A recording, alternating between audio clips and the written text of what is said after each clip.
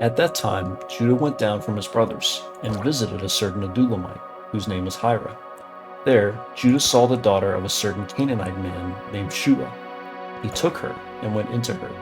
She conceived and bore a son, and she named him She conceived again and bore a son, and she named him Onan. She yet again bore a son, and named him Shelah. He was at Kezib when she bore him. Judah took a wife for his firstborn, and her name was Tamar. Judah's firstborn, was wicked in Yahweh's sight, so Yahweh killed him. Judah said to Onan, "Go into your brother's wife, and perform the duty of a husband's brother to her, and raise up offspring for your brother." Onan knew that the offspring wouldn't be his, and when he went into his brother's wife, he spilled his semen on the ground, lest he should give offspring to his brother. The thing which he did was evil in Yahweh's sight, and he killed him also. Then Judah said to Tamar, his daughter-in-law, "Remain a widow in your father's house, until Shelah, my son, is grown up," for he said, lest he also die like his brothers. Tamar went and lived in her father's house. After many days, Shua's daughter, the wife of Judah, died. Judah was comforted, and went up to his sheep shearers to Timnah, he and his friend Hira the Adullamite. Tamar was told, "Behold, your father-in-law is going up to Timnah to shear his sheep." She took off the garments of her widowhood, and covered herself with her veil, and wrapped herself, and sat in the gate of Enaim, which is on the way to Timnah, for she saw that Shelah was grown up, and she wasn't given to him as a wife. When Judah saw her, he thought that she was a prostitute, for she had covered her face. He turned to her by the way, and said, "Please come, let me come into you," for he didn't know that she was his daughter-in-law. She said, "What will you give me that you may come into me?" He said, "What pledge will I give you?" She said, "Your signet, and your cord, and your staff that is in your hand." He gave them to her, and came into her, and she conceived by him. She arose, and went away, and put off her veil from her, and put on the garments of her widowhood. Judah sent the young goat by the hand of his friend the Adullamite to receive the pledge from the woman's hand, but he didn't find her. Then he asked the men of her place, saying, "Where is the prostitute that was at Enaim by the road?" They said, "There has been no prostitute here." He returned to Judah and said, "I haven't found her." And also the men of the place said, "There has been no prostitute here." Judah said, "Let her keep it, lest we be shamed. Behold, I sent this young goat, and you haven't found her." About 3 months later, Judah was told, "Tamar, your daughter-in-law, has played the prostitute. Moreover, behold, she is with child by prostitution." Judah said, "Bring her out and let her be burned." When she was brought out, she sent to her father-in-law, saying, "I am with child by the man who owns these." She also said, "Please discern whose these are, the signet and the cords and the staff." Judah acknowledged them and said, "She is more righteous than I, because I didn't give her to Shelah, my son." He knew her again no more. In the time of her travail, behold, twins were in her womb. When she travailed, one put out a hand, and the midwife took and tied a scarlet thread on his hand, saying, "This came out first." As he drew back his hand, behold, his brother came out, and she said, "Why have you made a breach for yourself?" Therefore his name was called Perez. Afterward his brother came out, who had the scarlet thread on his hand, and his name was called Zerah.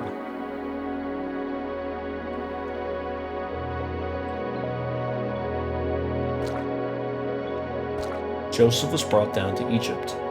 Potiphar, an officer of Pharaoh's, the captain of the guard, an Egyptian, bought him from the hand of the Ishmaelites that had brought him down there.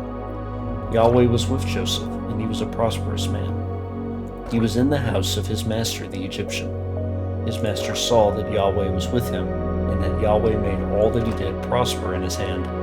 Joseph found favor in his sight. He ministered to him, and Potiphar made him overseer over his house, and all that he had he put into his hand. From the time that he made him overseer in his house, and over all that he had, Yahweh blessed the Egyptian's house for Joseph's sake. Yahweh's blessing was on all that he had, in the house and in the field. He left all that he had in Joseph's hand. He didn't concern himself with anything, except for the food which he ate. Joseph was well built and handsome. After these things, his master's wife set her eyes on Joseph, and she said, "Lie with me." But he refused and said to his master's wife, "Behold, my master doesn't know what is with me in the house, and he has put all that he has into my hand. No one is greater in this house than I am, and he has not kept back anything from me but you, because you are his wife.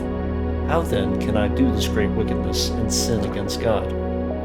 As she spoke to Joseph day by day, he didn't listen to her to lie by her or to be with her. About this time, he went into the house to do his work, and there were none of the men of the house inside. She caught him by his garment, saying, "Lie with me." He left his garment in her hand and ran outside. When she saw that he had left his garment in her hand and had run outside, she called to the men of her house and spoke to them, saying, "Behold, he has brought a Hebrew into us to mock us.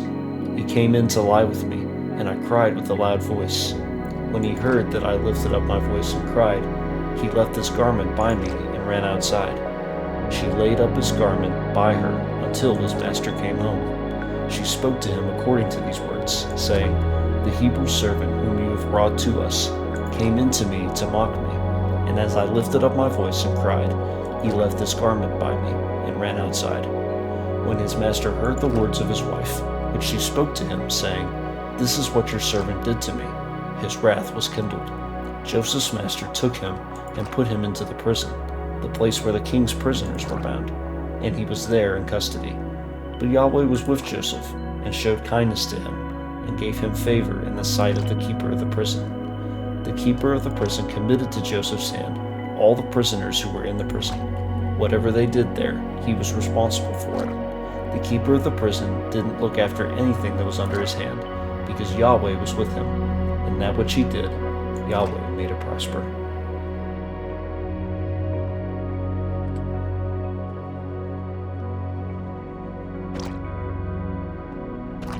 After these things, the butler of the king of Egypt and his baker offended their lord, the king of Egypt.